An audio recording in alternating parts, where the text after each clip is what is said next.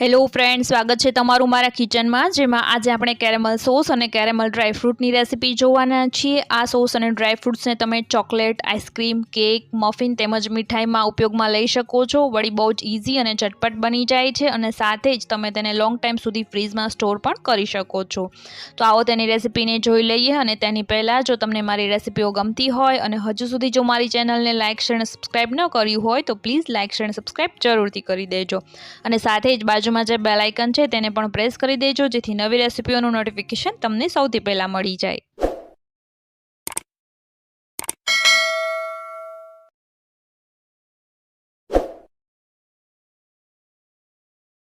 તો અહીંયા સૌથી પહેલાં આપણે કેરેમલ સોસ બનાવીશું, જેના માટે મેં અડધો કપ જેટલી ખાંડ એક નોનસ્ટિક જાડા તળિયાવાળા પેનમાં લીધેલી છે અને તેને ચારેય બાજુ આ રીતે ફેલાવી દેવાની છે।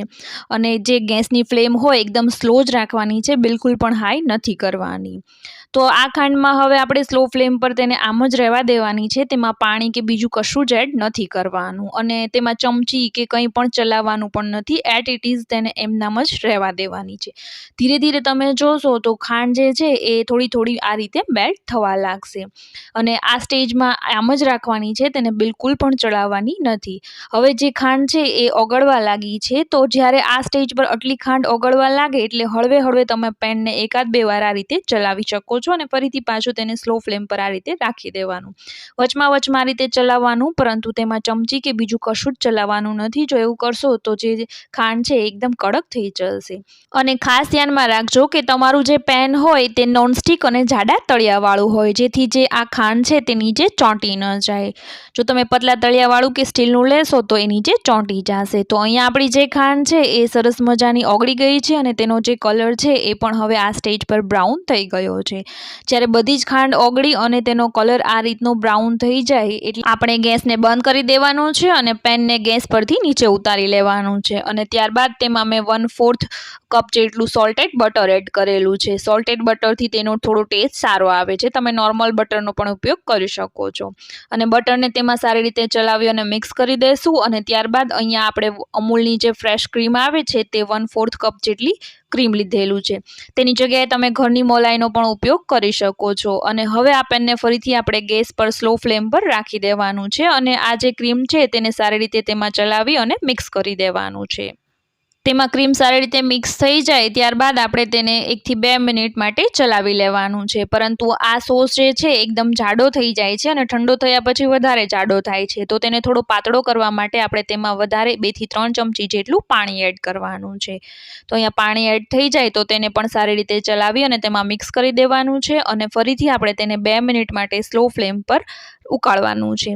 તો અહીંયા જે ગેસની ફ્લેમ છે એ આખી પ્રોસેસ દરમિયાન સ્લો જ રાખવાની છે અને હવે તેને 1 થી 2 મિનિટ જેટલું આ રીતે સ્લો ફ્લેમ પર ઉકાળી લેવાનું છે। તો અહીંયા 2 મિનિટ થઈ ગઈ છે, તો હવે આ સ્ટેજ પર આપણે ગેસને બંધ કરી દઈશું અને આપણો જે આ કેરેમલ સોસ છે એ સરસ મજાનો રેડી થઈ ગયો છે, જેને તમે ચોકલેટ, મીઠાઈ, મફિન અને આઈસ્ક્રીમમાં ઉપયોગ કરી શકો છો। હવે આપણે જે કેરેમલ ડ્રાય ફ્રૂટ્સ છે તેની રેસીપી જોઈ લઈએ। તો તેના માટે મેં અહીંયા ફરીથી એક પેન લીધેલું છે અને તેમાં અડધો કપ જેટલી ખાંડ લીધેલી છે અને આ ખાંડને ફરીથી આપણે જે આગળની પ્રોસેસ કરેલી કેરેમલ સોસની તે જ આપણે કરવાની છે, એટલે કે તેને ધીરે ધીરે આ રીતે મેલ્ટ થવા દેવાનું છે અને વચમાં પેનને ચલાવવાનું છે, ચમચીથી નહીં પરંતુ એમનામ જ ચલાવી લેવાનું છે।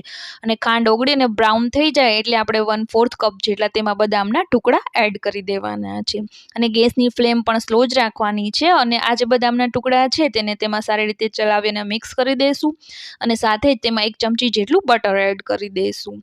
બટર સારી રીતે મિક્સ થઈ જાય એટલે હવે આપણે ગેસને બંધ કરી દઈશું અને પ્લેટફોર્મ પર ઘી લગાવી અને આ જે ડ્રાય ફ્રૂટ્સ છે તેને તેમાં પાથરી દઈશું। તમે એલ્યુમિનિયમ ફોઇલનું જે હોય એમાં પણ તેને પાથરી શકો છો, જેથી તેની ઇઝીલી ઉખડી જાય। તો થોડી વાર ઠંડુ થઈ જાય એટલે હવે આપણે તેને ઉખાડી લઈશું અને તેનો એકદમ ભૂકો કરી લેવાનો છે। તો અહીંયા ઠંડુ થઈ ગયું છે, તો નીચે ઘી લગાવેલું છે તો એ ઇઝીલી નીકળી જશે। તો આ રીતે આપણા ડ્રાય ફ્રૂટ્સ તૈયાર થઈ ગયા છે અને હવે કોઈ ભારવાળી વસ્તુઓથી તેનો આ રીતે ભૂકો કરી લેવાનો છે। તો અહીંયા આપણા કેરેમલ ડ્રાય ફ્રૂટ્સ પણ રેડી થઈ ગયા છે। તો આ રીતે કેરેમલ સોસ અને ડ્રાય ફ્રૂટ્સ ખૂબ જ ઇઝી અને ઝડપથી બની જાય છે અને તમે તેને ફ્રીઝમાં 10થી 15 દિવસ સુધી સ્ટોર પણ કરી શકો છો. અને જો વધારે તમારે લાંબો ટાઈમ સુધી સ્ટોર કરવા હોય તો તમારે ફ્રીઝરમાં રાખી દેવાના. અને આઈસ્ક્રીમ બનાવવામાં અથવા તો કેક કે મીઠાઈ બનાવવામાં, ચોકલેટ બનાવવામાં આ બંનેનો તમે ઉપયોગ કરી શકો છો. તો ઘરે ખૂબ જ ઝડપથી અને સરળતાથી બની જાય છે. તો આ રેસીપીને ચોક્કસથી ટ્રાય કરજો. અને જો તમને મારી રેસીપીઓ ગમે અને હજુ સુધી જો મારી ચેનલને લાઇક, શેર અને સબસ્ક્રાઈબ ન કર્યું હોય તો પ્લીઝ લાઇક, શેર અને સબસ્ક્રાઈબ જરૂરથી કરી દેજો.